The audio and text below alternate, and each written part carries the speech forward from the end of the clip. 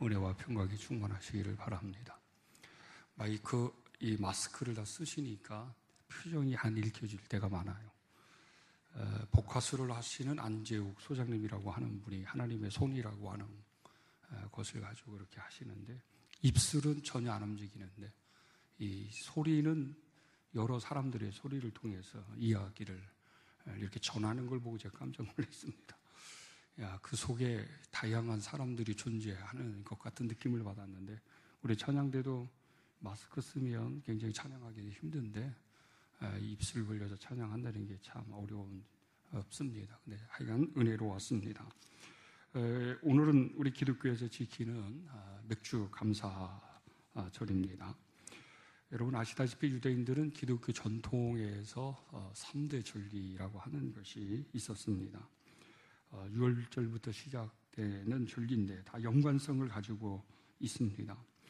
근데 이 절기는 하나님이 지키시도록 명해서 그 절기를 안 지키면 사망에 이르고 지키면 생명에 이르고, 사실 그런 것은 아닙니다.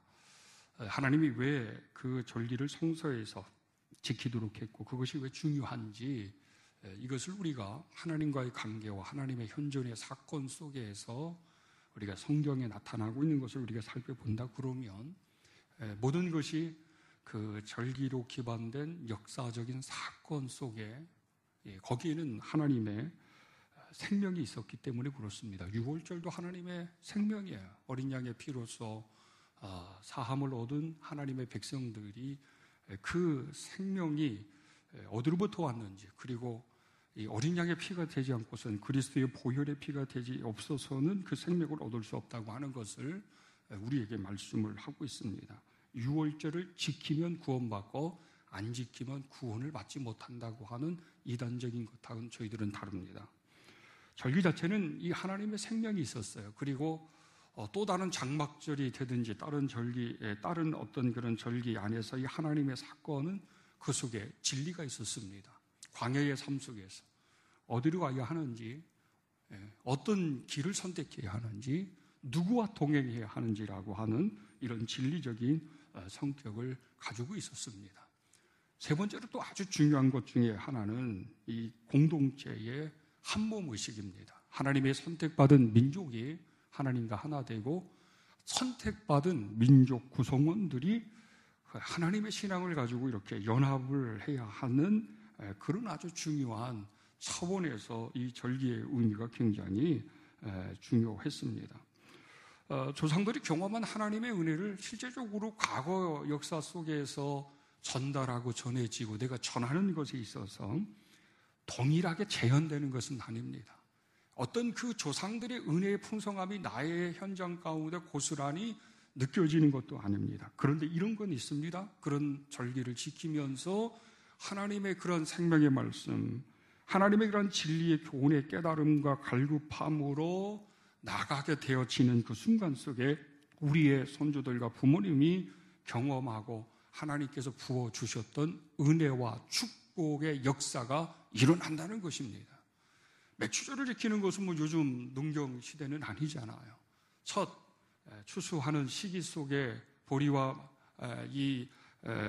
이런 어떤 추수를 통해서 그리고 첫 태생을 가지고서 하나님에게 영광을 돌리는 그런 것을 통해서 이 농사를 지었던 밀농사, 보리농사, 첫 태생의 것들을 통해 하나님에게 영광을 돌리고 그 하나님의 축복의 은혜를 이루어가는 것은 우리가 신앙적 차원 속에서 우리 삶에 하나님의 은혜와 하나님의 축복에 대한 것들을 우리가 온전히 하나님 앞에 이것을 지키고 행하는 그런 계기 속에, 그리고 우리가 하나님 앞에 나가는 그 순간 가운데 속에서 성령은 동일한 우리 선조들에게 주었던 그 은혜와 복의 역사를 이루게 하는 것이었습니다. 이 사건에서는 여러분 강력한 하나님의 민족을 향한 하나님의 개입이라고 하는 게 있습니다. 하나님께서 이렇게 인류 역사 속에 선택받은 민족과 가문 속에서 하나님께서 이렇게 들어오시는 거예요. 그렇게 들어오시면서 우리의 삶 속에 민족의 역사 가운데 속에서 하나님이 어떤 분이신지, 하나님과 우리와의 관계 속에서 또 일어나는 일들이 어떠한 것인지, 왜 하나님은 그렇게 적극적인 개입을 하고 계시는지에 대한 것들을 우리에게 보여주고 있습니다.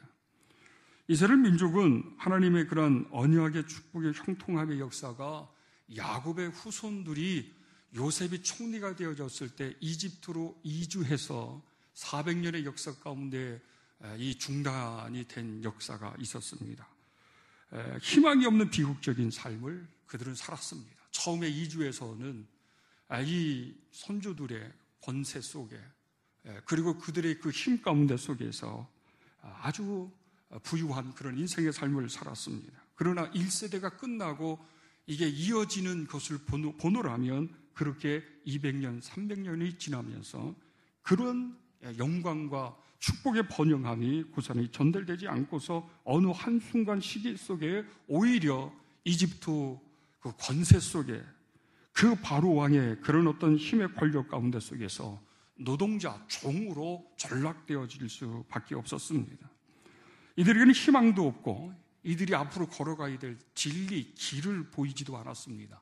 이들에게는 영적인 생명도 없으니까 그들의 삶은 비극적이었고 행복하거나 소망적이거나 평안적이지 않았습니다. 그들에게는 이렇게 연합이라고 하는 공동체 의식도 과거 선조들로부터 이어져 왔던 신앙을 통해 하나님과 함께 했던 그런 것들이 다 깨지고 단절되어졌습니다. 지파와 혈연, 형제, 우애 이런 것도 없었고 하루하루의 삶이 그저 생존에 급급하는 그런 삶뿐이었습니다. 그들이 그 고통과 그들의 그 원통함과 그들의 그런 한스러움의 소리들이 하나님에게 상달되어졌습니다. 그 침묵하셨던 하나님이 마치 더 이상의 족장들로부터 말씀의 전달이 중단되어졌던 그 하나님이 비로소 한 사람, 한 족장에게 말씀하셨습니다. 그 사람이 모세예요. 그래서 하나님께서는 이스라엘 민족 속에 다시 개입을 하시기 시작하셨습니다. 그러면서 이 하나님의 개입은 하나님의 사랑이 어떤 것인지, 하나님의 전능하심이 어떤 것인지를 이방의 파라오뿐만 아니라 유대 민족들에게도 사람들에게도 하나님의 존재를 이렇게 보여주고 드러내 보여주셨습니다. 이런 두려움의 권세 가운데 속에서 근근하던 이 이스라엘 민족의 사람들이 모세로 하여금 야훼 신이라고 하는 이 야훼 신의 임재와 하나님의 그런 현존의 역사 가운데 자유함을 누릴 수 있고 자유함에 대한 기대감을 가지고 이제 곧 해방을 하겠다고 하는 그런 절실함이 있었지만 이 어둠의 권세는 쉽게 그들을 자유자가 되도록 하지 않았습니다. 오랜 세월 동안의 민족과 혈통의 정체성을 잃어버린 그들은 막연하게 이제는 자신의 존재성도 잃어버렸고 하나님이 어떤 분이신지에 대한 조상들의 가르침도 이제는 미미했습니다. 신앙을 확실히 가질 수 있는 상황이 아니었습니다. 확실한 뿌리, 확실한 정체성, 확실한 하나님과의 영적 관계 형성 이것조차도 불가능했습니다. 오직 한마디 하나님을 향해서 그들이 외칠 수 있었던 것이 무엇일까? 그들의 심령 안에서는 그의 탄식 소리에서 그들이 토할 수 있는 것이 있다고 한다면 하나님 나를 불쌍히 여겨 주옵소서. 하나님 나를 불쌍히 여겨 주십시오. 우리 가문을 우리 민족을 하나님 우리의 탄식의 소리에 귀를 기울여 주십시오 라고 하는 것이었습니다. 바로 이런 하나님의 이런 외침의 소리에 하나님께서는 그 침묵을 깨셨습니다. 여러분 기도가 그렇게 중요한 거예요. 우리가 성전에 나오던 집에 있던 간에 소리내서 통성으로 기도하던 아니면은 우리가 어떤 관상적인 기도를 하고 침묵 기도를 하던 간에 우리 심령 안에서 울림이 있어야 되는 거예요. 외침이 있어야 되는 거예요. 하나님 우리 민족을 향해 내 가정을 향해서 내 인생 속에 하나님 내가 이렇게 지금 억울한 점이 있어요. 이렇게 하나님 나는 아주 불안한 점이 있어요. 난 이렇게 고통스러워요. 하나님 그 침묵을 깨셔서 하나님께서 개입을 해 주십시오. 말씀해 주십시오라고 하는 것이었습니다. 이런 침묵을 깨시고 하나님께서는 이 민족을 향해 다가오셨습니다. 그리고 관계의 정립과 개선을 위해서 하나님께서는 이렇게 모세로 하여금 하나님의 현현의 모습을 보여주고 계셨습니다. 하지만 문제는 가로막는 것이 있었습니다. 그들이 열지향에서도 그렇지만 광야에서도 이 바로만 그런 것이 아니고 이집트의 사람들만 그런 것이 아니라 이스라엘 민족 사람들도 그들의 광야에서 그들의 쓴뿌리를 제거해서 그들의 정체성을 찾고 하나님을 향한 신앙의 회복과 세계관 가운데 속에서 하나님의 진리를 보고 쫓아가는 이 선상에서, 이 기로에서 그들을 붙잡고 있는, 가로막고 있고 발목을 잡고 있는 쓴뿌리들이 스스로 모를 정도로 그들의 심령 안에 자리 잡고 있었습니다.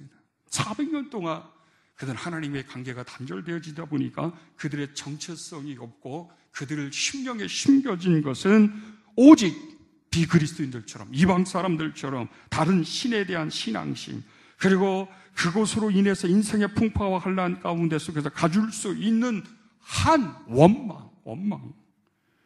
이 절망과 불신과 비판의 이 쓴뿌리는 자신들도 모르게 사악한 권세가 와서 가만히 심겨놓아서 그것이 자라서 알곡에 위협을 주는 것처럼 그들의 쓴뿌리들은 그들의 심령과 공동체 가운데 속에서 그저 뽑아낼 수 없을 정도로 자리를 잡게 되어진 것이었습니다.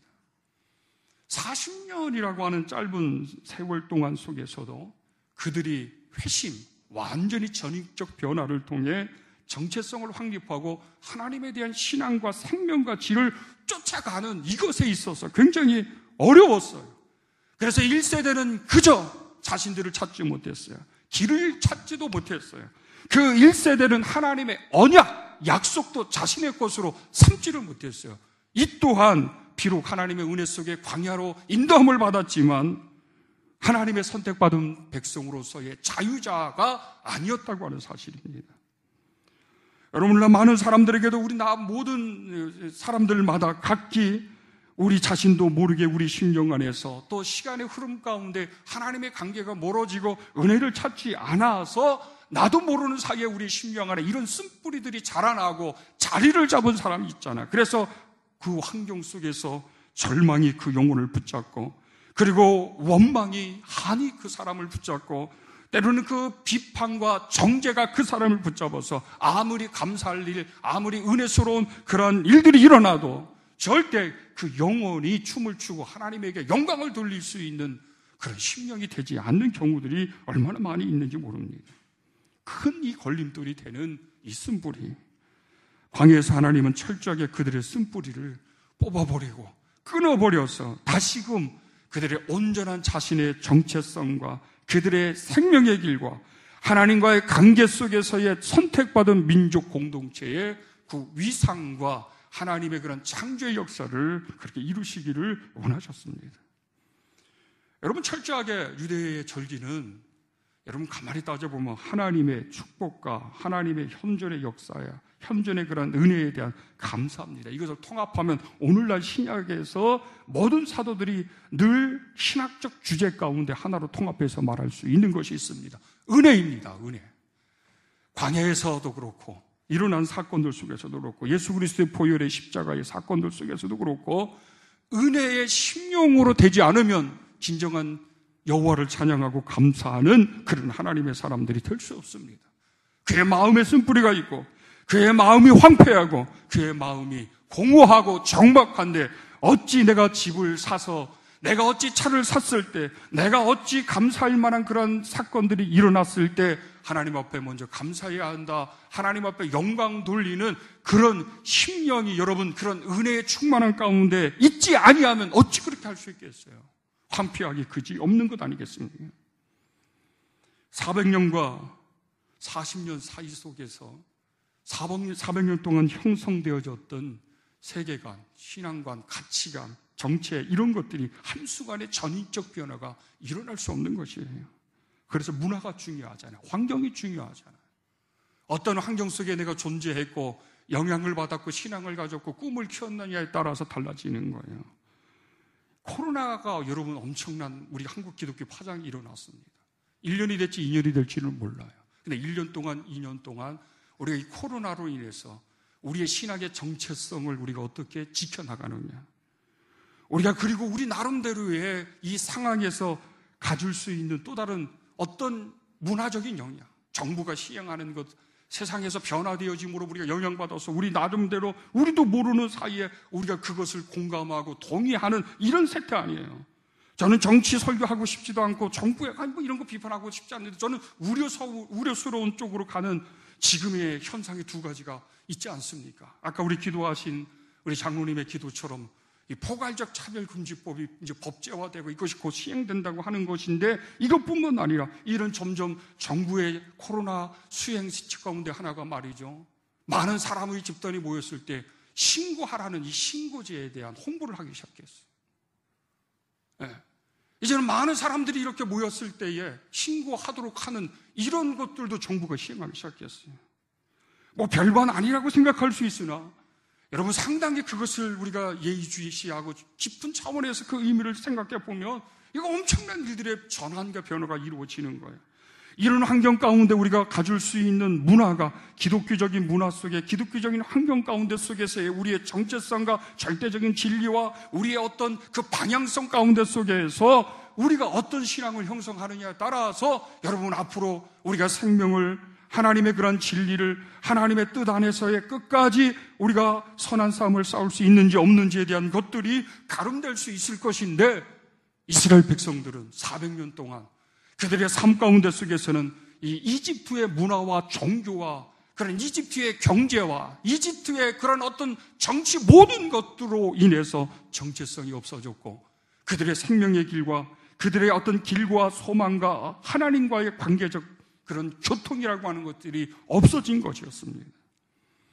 새롭게 유월절을 통해 새롭게 장막절이나 또 새롭게 맥주절이나 오순절을 통해서 하나님은 그 쓴뿌리들을 제거하게 하셨고 그러므로 은혜, 하나님의 전능, 하나님의 언약에 대한 확신과 소망이라고 하는 것을 철저하게 그런 것을 통해서 순환하고 형성하고 지키고 다시 한번 되돌아볼 수 있는 계기를 마련해 주신 것이었습니다.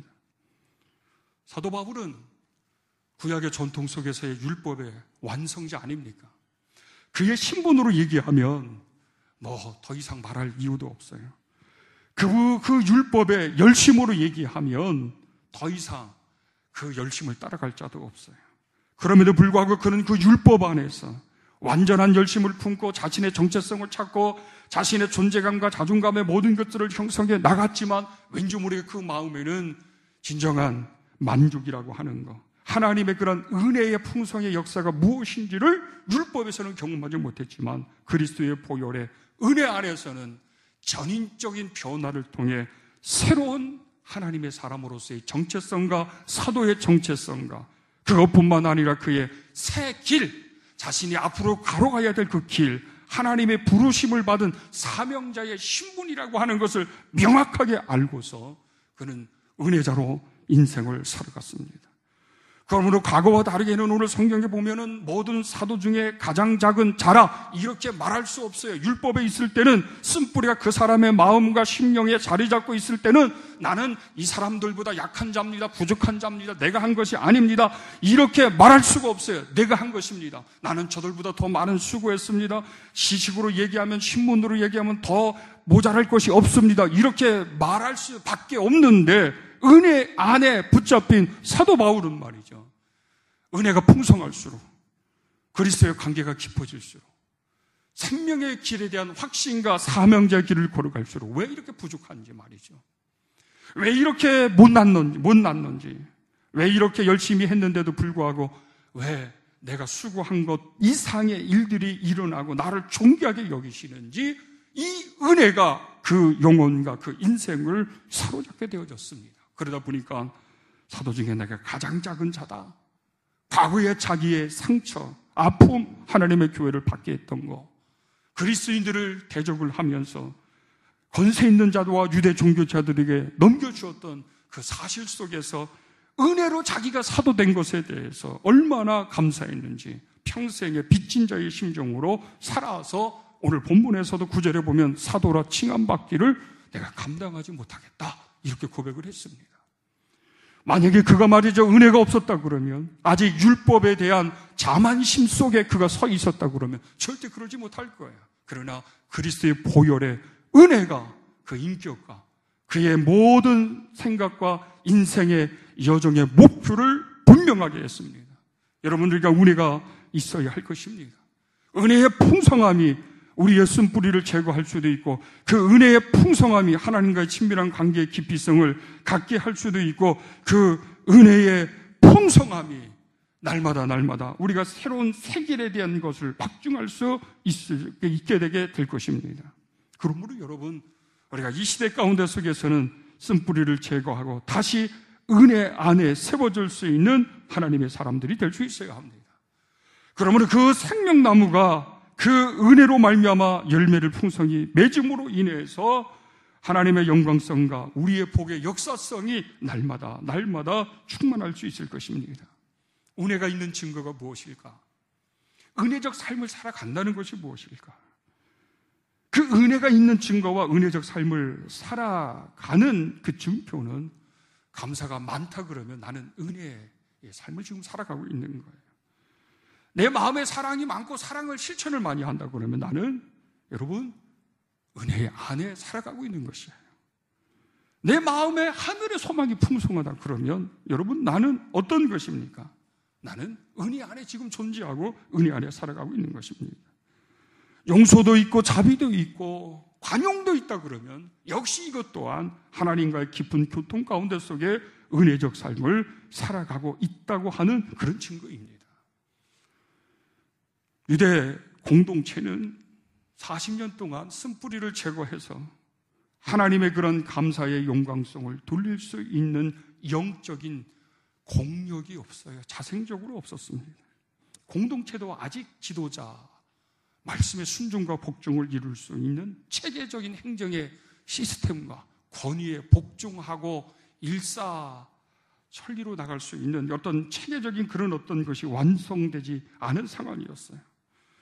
모세가 십계명을 받기 위해서 시내산에 올라갔을 때 그 밑에서는 그런 증거들이 나타났어요. 어수선하고 무질서하고 다른 신을 만들고 그리고 이 지도자를 대적하는 이런 일들을 그런 것들이 바로 그 어떤 공동체나 개인이 자생적으로 그것을 영적으로 신앙적으로 올바르게 감당해 나갈 수 없었던 또 다른 증표 아니겠습니까? 국가가 흔들리고 지도자들이 흔들리고 교회가 흔들리고 지도자들이 흔들렸을 때 우왕좌왕하는 거예요. 이러면 저렇고 저러면 저렇고 순식간에 왔다 갔다 하는 그런 모습. 그리고 어떤 지시를 하고 이렇게 하자고 해도 그것에 대한 협력과 순종과 복주의 자세도 없잖아요. 이래가지고 어떻게 말이죠, 우리가 더 큰 환난을 당할 때 우리 미래 속에 기독교가 더 큰 어려움이 불어닥칠 때 우리의 자존심을 지키고 우리의 믿음의 공력으로 그것을 이겨나갈 수 있는 그런 은혜의 공동체가 될 수 있겠습니까? 어제 어느 장로님이 당신의 교회 가운데 속에서 코로나의 대응 이런저런 얘기를 하다가 이제 우리도 점심을 먹자 그랬더니 당회에서 결의를 해가지고 얘기했더니 담당하는 권사님, 장로, 담당하시는 분들이 안 한대요. 교사 강습해 오라 그랬더니 자신들은 이번에 코로나 때문에 그러니까 강습회를 안 오고 그런데 죄송한 표현이지만 제가 속으로 콩가루 교회라 그랬어요. 어쩌다가 그 교회가 당의 결정과 목사님의 권면도 봉사하시는 분들이 듣지도 않고 교사들도 위원회의 결정이나 교회의 방침을 듣지 않게 되어졌을까? 이 무질서예요. 무질서의 현상이에요. 자신의 정체성과 하나님의 은혜와 하나님의 능력에 대한 확신이 없을 때 제 각기 개인의 소리들이 난무하기 시작하는 거걸랑요. 다 옳은 대로 다 행동하기 시작하는 거걸랑요. 은혜가 없는 공동체, 은혜가 없는 개인은 그런 거예요. 늘 감사가 없어요. 늘 사랑과 이해도 없고 관용도 없어요. 순종도 없고 섬김도 없어요. 그리고 어떤 소망이라고 하는 비전이라고 하는 것도 얘기해도 그런 것도 없어요. 이게 은혜가 없는 현실이잖아요. 지금은 농경시대가 아니에요. 왜 우리가 맥주절을 지키고 왜 우리가 추수감사절을 지키면서 왜 이런 것을 통해 하나님에게 행해야 될까? 수동적인 그런 차원에서 절기를 생각하는 것이 아니라 우리의 선주 속에 우리의 삶 속에서 하나님이 우리에게 주신 그 은혜, 직장적인 삶이든 어떤 사업적인 것이든 아니면 공부하는 그런 여건들 속에서든지 아니면 어떤 농업을 종사하는 것 속에서든지 간에 내가 하나님의 은혜 속에 적어도 하나님 앞에 이런 영광을 돌릴 수 있는, 감사를 행할 수 있는 그 보혈의 은혜에 믿음이 있을 때만이 신령과 진정으로 하나님 앞에 행할 수 있는 것입니다. 사도 바울은 그것을 항상 가슴에 채웠습니다. 그래서 그 보혈의 은혜 속에 사도의 신분 안에서 자신의 존재를 확신했고 자신의 그 길을 분명히 알았고 그 길을 위해서 내가 어떻게 희생해야 하는지를 알아서 그는 늘 두렵고 떨림으로 10절에 보면 내가 모든 사도보다 더 많이 수고했다. 그의 은혜가 헛되지 않기 위해서 더 많은 내가 수고를 했다라고 하는 그런 겸손하고 절실한 고백을 하고 있습니다. 우리가 지금 이 시대는 모든 그 예수 그리스도의 보혈의 은혜 때문에 그 은혜가 헛되지 않게 하기 위해서 더 많은 영적인 수고를 해야 될 때 아니겠습니까? 누구를 위해서? 그리스도를 위해서. 하나님을 위해서, 하나님의 교회를 위해서요. 내가 이 하나님의 은혜를 헛되게 하지 않게 하기 위해서 내가 더 많은 수고를 해야 하겠다. 그런데 수고를 통해 어떤 결과가 이루어져도 나는 부족한데 나는 그렇게 더 많은 땀 흘림과 피 흘림을 통해 이루어 놓지 않았는데 가만히 보니까 이 또한 나와 함께 하신 하나님의 은혜였다라고 하는 것입니다. 내가 한 것이 없었어요.